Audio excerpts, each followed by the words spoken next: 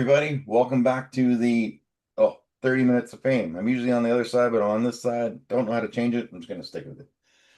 Today I've got another cool guest with a great story, just a positive dude. This is Robert in Chattanooga, Tennessee.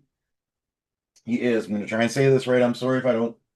Shito-Ryu, karate, weightlifter, dog dad, realtor, and caregiver of his 90-year-old mother, which is pretty special, man. My mom's my world. So welcome to my little show. Well, thank you so much, Dave. I really appreciate the invitation. And we've kind of gotten to know each other a little bit on X, where we first met. And so far, I've just been really pleased with our communication, and I look forward to our conversation today. You know what? People talk so evil about X and all. It's the dumpster of social media, but I've met so many amazing people on there. I had about 10 or 15 guests I met from there. So nothing is evil. Sometimes you gotta look a little harder. But yeah, tell me about yourself before April 2026.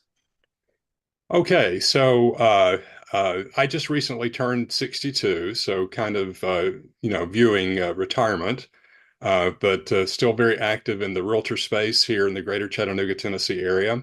Licensed in Tennessee and Georgia, both for buyers and sellers.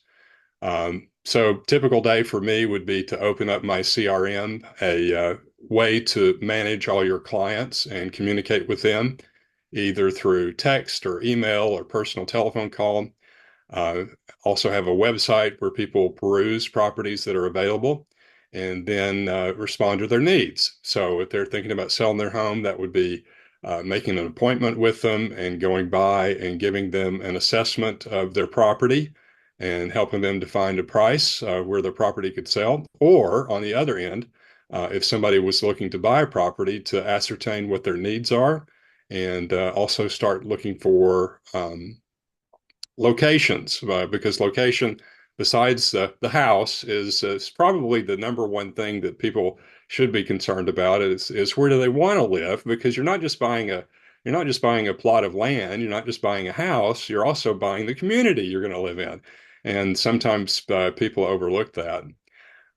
But for the past I'd say 3.5 years, my mom, as you mentioned, is 90 years old. She just celebrated her 90th birthday on April 15th, tax day. Wow. So it's easy to remember in the United States. But for the past 3.5 years, I've had to become more involved with her caretaking. So that includes taking her to various doctor's appointments and helping her with her bills. Right now, we're going through a situation where her bank has changed hands yet again. And that means that all of the routing numbers and account numbers have to be changed on everything, Oh from her boy. Social Security, from her retirement, to direct debits coming out of her account and whatever else. And that's kind of a beast that we're currently working through. But typically for me, a typical day would be following up with clients and then also heading to the gym 4 to 5 times a week. Um, like you and like many other folks, I went through a weight loss journey that I started back in 2022, 2023, and over a long time period was able to lose 100 pounds. So I'm 100 pounds lighter than I used to be, which I'm very proud of, and I did it without any drugs. I Yes. did it the old-fashioned way. I just walked a lot and started making sure I got the appropriate macros and really watched my calories and literally lost that amount of weight. But in addition to that, I wanted to get into the gym and try to build a little bit of muscle, to have something to be show off a little bit, I guess you could call it. So those were the primary things that I was involved in. And as we were just discussing, we both have fur babies. I've got a 6 pound Chihuahua who takes a bit of time and who needs to go outside multiple times a day. So taking care of his outside needs as well as feeding and watering and things like that. Do have a couple of family members. Our family is quite small in Chattanooga, but keeping in touch with them and also staying in touch with friends. So here's the thing for anybody watching this that's thinking about getting healthy or thinking about going to a gym. You're looking at two dudes here who have 113 years between them who decided to, go start a gym. I started when I was 44 to 46. And you're in your 60s. So you're never too old to change your life. And one of my old trainers said to me, the hardest exercise you will ever do at that gym is opening that door and going in there. Yeah, I agree with that 100%. And this is a confession. I'm Catholic and I go to confession, so I don't mind confessing some things. But uh, where it really hit home with me is I had a really bad sugar addiction, and so just diving into the ice box to get some ice cream or making a late night run to a convenience store just to pick up something sugary. And finally, I just had to make the decision and say, this is not working. I do not feel well. It's contributing to the weight gain. But you're absolutely right. The hardest challenge is that mental block that so many people have, and it really takes a lot of willpower. So, kudos, congratulations to everyone that has reached that point and has been able to surmount whatever it is, sugar addiction, like with me, or any other type of addiction, and make that conscious choice to make their lives better. And I think those folks. I mean, we see on X all the time all these fit dudes and gals and whatever else who look great and blah blah blah. And there's a temptation to compare ourselves against them, but I tell you, the folks that are really wearing the cape, the red cape like Superman, are the folks that have overcome challenges. And so anybody that's made a significant amount of weight loss or changed their diet or something like that, they're the real heroes. You know what's wild is all it takes is one little word to change someone's life. I mean, the first time I went into a gym, there was two guys mocking me because the back of my neck looked like a giant pack of sausages. And that stuck with me for a while, but what I've replaced that with is the first time I walked into a boxing gym, this guy is a gold glove, five-time champion, stops his sparring session, middle of it, and comes out and starts talking to me. He's like, let's get this champ. And he called me a champ. And man, that stuck with me ever since. When I see someone just starting out or on day one, they post those posts, this is it. The ones I've had like 10 or 12 of. I'll call them champ because you never know what impact. And someone said to me, one moment of cruelty can break someone, one moment of belief can build a warrior. That's why if I ever see someone struggling, I don't see a lot of people in my gym because I'm only in a town of 3,000 people. And Yeah. when me and my lady go, it's usually empty, thank God. But yeah, just a bit of kindness. And everyone that's in that gym that looks like that, a lot of the guys we see on our feed, 95% of them didn't start like that. All right. Yeah. Everybody started somewhere. And it's That's exactly right. And you're right about the word of encouragement. And that's why another reason why I really like following you on X. And that is because of the encouragement that you bring to the space. And that's what I also try to do. I try to get away from the negativity or excuse me, 1 second. Um, Try to get away from the negativity, try to get away from the snark, but to try to, be a source of encouragement for people because everybody's got problems. I mean, I'm dealing with a situation, that we probably will talk about in a few minutes. But everybody's got some sort of baggage that they're carrying, and you really don't know what's going on in their life. And like you say, just one positive word, one good word, one act of kindness can really do it for them. And it gives them enough, maybe for that day, maybe for the next couple of days, or maybe for an entire week, or maybe longer. But it can really transform somebody's life if you just take the time to be kind. And so that's what I try to bring to the space. I mean, not only, online, but also in real life. yeah, it's pretty amazing. My lady inspired it. She's just been doing this for years where she just finds someone and says something nice to them once a day. It could be something that's, hey, I like your hat. Hey, I like your shirt. Now, of Oh, course, some thanks. of the things, because she's female, she can get like we couldn't go up to you know, a lady at the shopping store and say, hey, I really like your hair. Your hair smells nice. I don't know. That's a little different there, but there's ways around that, right? Yeah, that's right. Yeah, So you cut let's. out just a little bit, so I missed a little portion of what you were saying, but It's okay. We're having a bit of a windstorm here, so my internet's kind of acting a little funky, but we'll get through it. We yeah. So let's talk about let me know if I'm saying this right.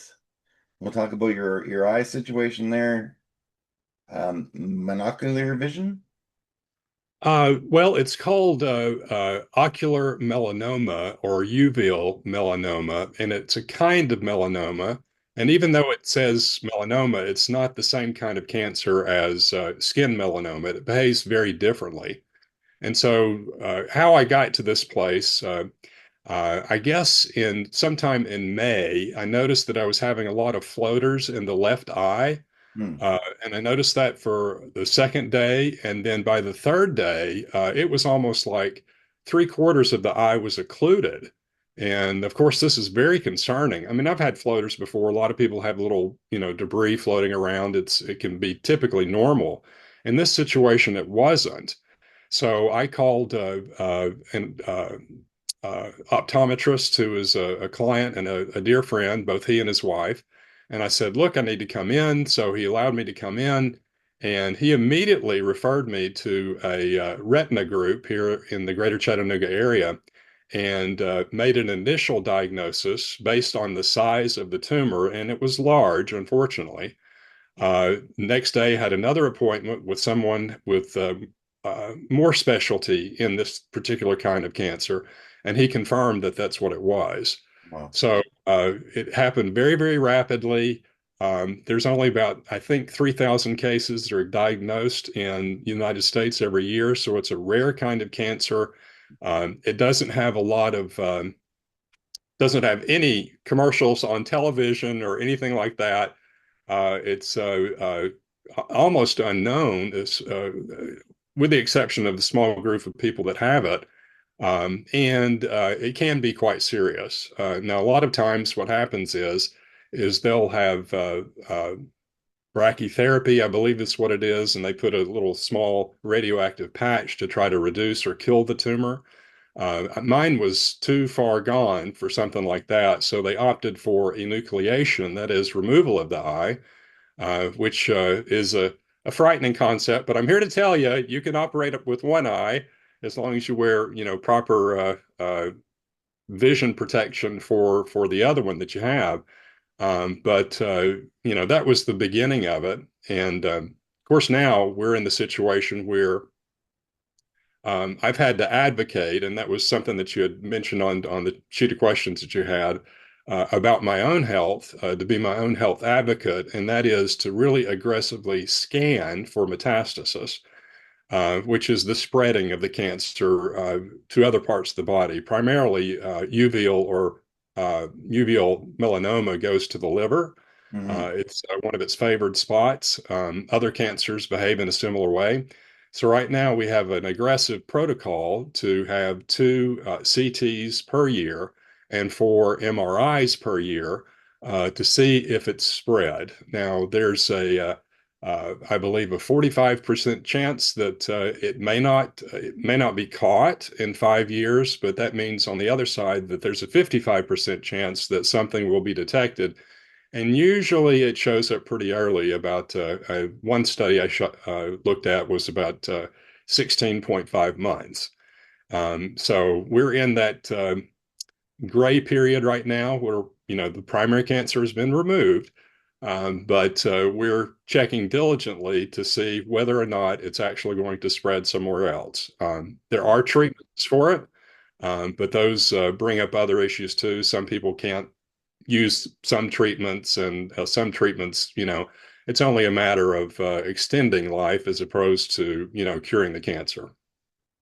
So you do have a fundraiser going. I can't say the name of it or we'll get flagged here, but I'll put it in the link in the description.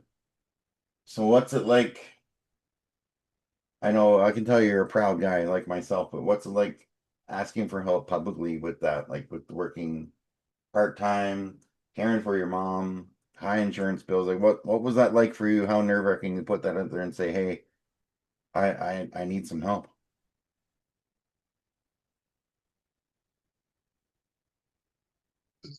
So I got part of your question, but I think I have enough of it to answer that. Um, Well, it really was based on need because there were so many. The reason for the aforementioned fundraiser that I have that will be in the link below, it was based truly on need because with helping my mom, that requires quite a bit of time. We do have a helper that comes in a couple of times a week, but still, as she gets older, and a lot of people have experienced this, there's less mental acuity. More paperwork needs to be done, more things around the house and whatever else. So since the diagnosis, the past couple of months, I've not been able to devote myself full time to real estate. I do have another part-time job which provides some income, but really it was based on need, and that is reaching out to the community and saying, "Hey, here's a situation. It's based completely on fact. Here are my needs, and if your heart feels uh, led to help out, we certainly would appreciate it." So that was the primary reason for it was truly based on need. You mentioned that proud, and I think I took it in the right way, and that is, being a guy and wanting to be in control and being in charge and having control over the consequences of your actions. Well, sometimes life hits you on the head, and there's a lot of things that you can't control. And I think in those instances, it's okay to reach out to the community and say, look, here's something that's going on with me. Again, if you feel led to help out, please do so. And typically, when I give updates, which is about on a weekly basis, I always ask for people's prayers too, because that certainly helps a lot. And on the on X, where we're both on, people have been very encouraging. So, Beautiful. Now I gotta ask you a question about your dog here. Does he ever? I know my dog when there's snacks around or there's cheese, they're there like that. So has your dog figured out that they can sneak by your left side, or do they politely wait for the good eye to catch them? well, again, I caught the tail end of what your question was. Let me tell you this. I mean, and this is funny, and there's nothing wrong with making fun of a situation. Um, I'm fortunate that my car does have sensors, so if anybody's driving on the left side, the beeps will start going, and so that really keeps me from like pulling in front of them or stuff like that. But it is a lot more challenging, say in a grocery store, because people think that you can see them, that you have complete, peripheral vision, Hmm. and I find myself coming very close to running into people with a full shopping cart and all this other stuff. They just don't know. They see a person and they think that you can see them. Well, no, I can't see you.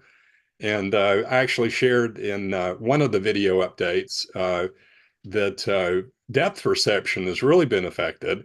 And so touch screens, like going to a pharmacy or any place where you would check out automatically, pay with a credit card or whatever, because generally, if you've got both eyes, you can kind of figure out mentally where the screen is. But I have to rely thoroughly on touch. I don't know that I'm actually there. I may be trying to sign my signature and it's in the middle of the air.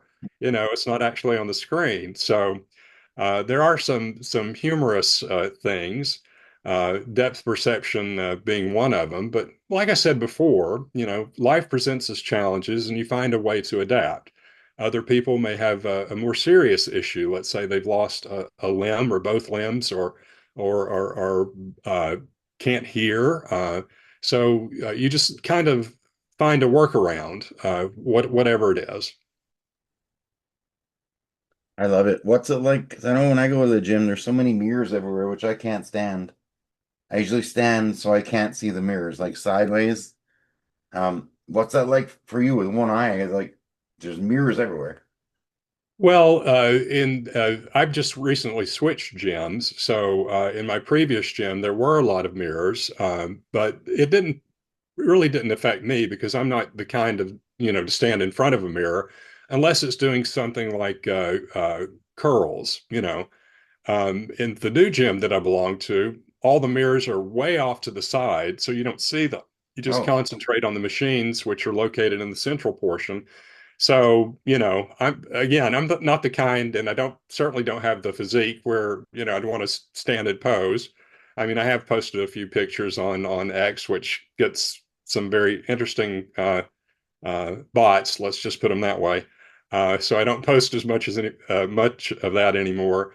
But it's not been a too big of a hindrance, going into the gym to work out because of the mirrors. beautiful.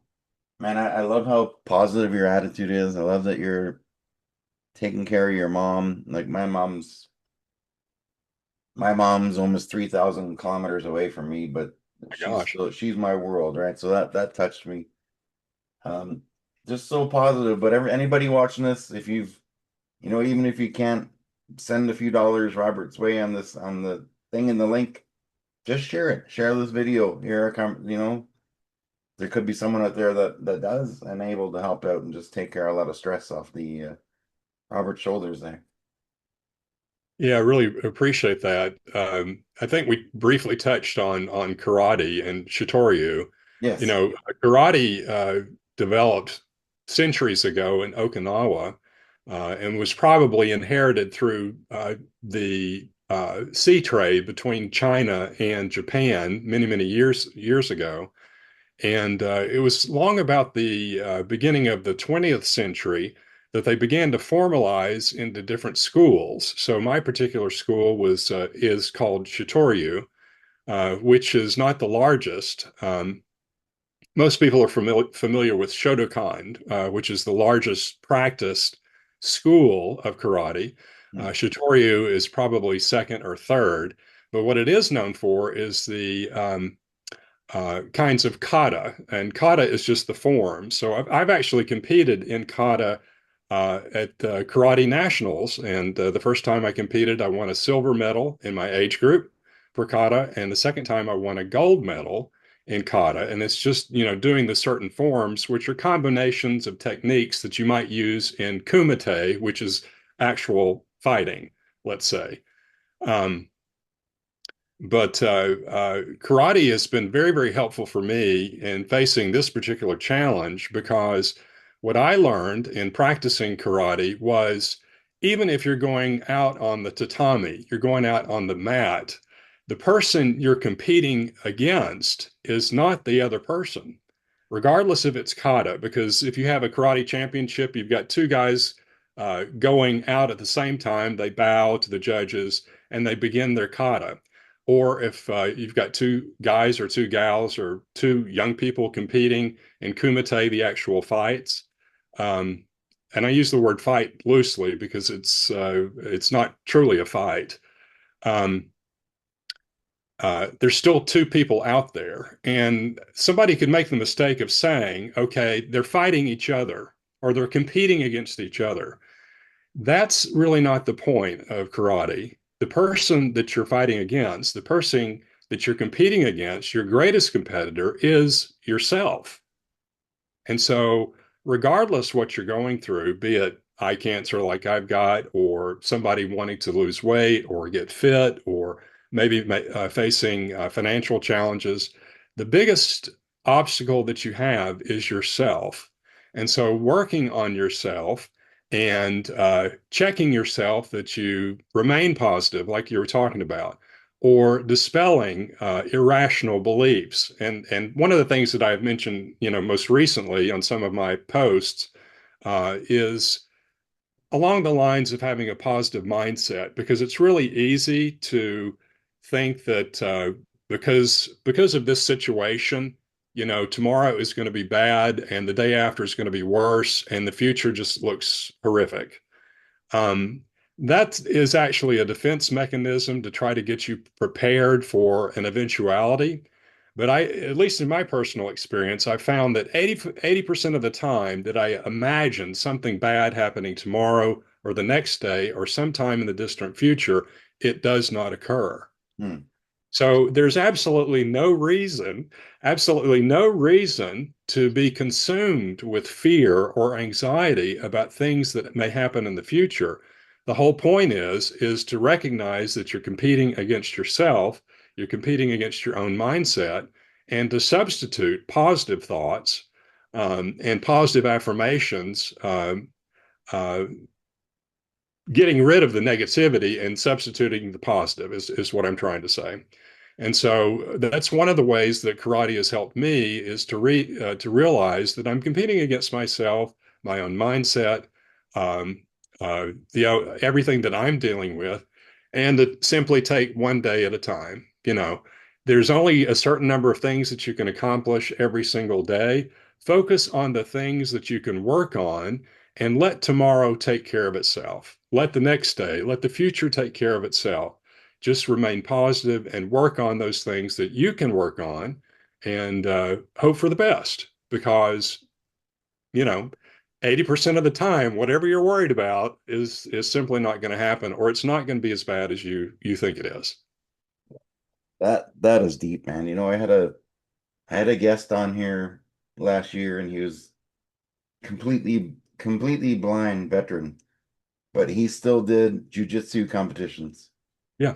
And what he said was so similar. And I've had a few karate people on here, all different forms, but it's all seems to be the same mindset, which is just it's absolutely beautiful, man. That was deep. But I love Well, it. I'll give you some more encouragement. We have a young man, I won't mention his name, who's a member of our dojo. My dojo is in East Ridge, which is located next to Chattanooga.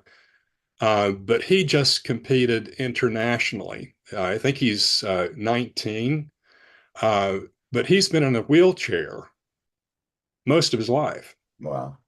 But he went and actually, and he's, this guy far outdoes me as far as the number of medals that he's got. But he really is, one of the first to do this particular kind of um, it's not Paralympics, but it's something along the same lines. But it's also in karate, and I know a guy who is blind in both eyes who competes at national events because the National Karate Association recognizes that people still have value, they still contribute, and they can still learn the art slash um, sport because I think it's a combination of both. It's both art and sport, and actually show what they're made of. And they win competitions, just like everybody else, and more power to them. Wow. Beautiful. Beautiful. All right, I've got one more question for you, then we'll call this an episode. It's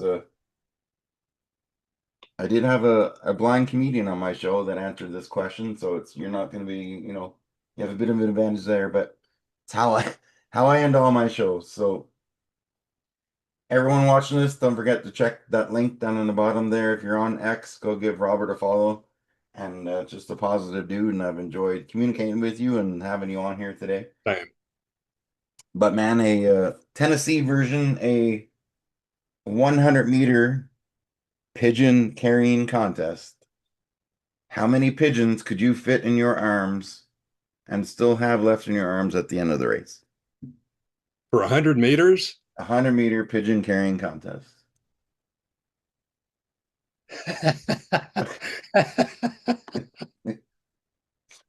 I hope that I would have at least one. I What? don't know Oh, how many. I don't know how many pitches that I could hold for 100 meters. Depends on how docile the pigeons are. Are they wild pigeons? Are they tired pigeons? What no, kind of they're pigeons are they? tame, peaceful pigeons that have not been harmed in any way. PETA. Okay, so tamed, PETA-friendly pigeons who are exhausted at the end of the day. Uh, I'd say 40. Oh, wow, that'll put you I'll in like take I'll take that'll 40 pigeons all the way, that'll man. put you in fourth place out of all Oh my. wow, really? That's pretty good. What That's was pretty first good. place? Yeah, Oh, even you the won't the tell blind that. comedian, the blind comedian said 10, I think. I don't remember, but Oh, really? yeah. So 40 will put you in like fourth place. Well, the thing is, you didn't ask if I could stuff pigeons down my shirt, Oh, so however you can do it. I had a guy that was going to bring his guitar. I had a guy that was I going to might get put 60 60. Okay, that'll under put my you in shirt. third. So, Third place, ladies and gentlemen. oh wow, wow, that's good. I feel like I've accomplished something today. There you go. I'm gonna put that Yeah, in the quote for the episode. pigeon carrier. All right, everyone. Excuse me. Don't forget to say one nice thing to one person every day for this year. Um, it's just cool the kind of interactions it causes and introducing positive people together, and you could make someone's day. And yeah, check out all the links. Don't forget to like, subscribe, share, all that cool stuff my daughter tells me to say. And have a beautiful day, everybody. Thanks so much, Dave.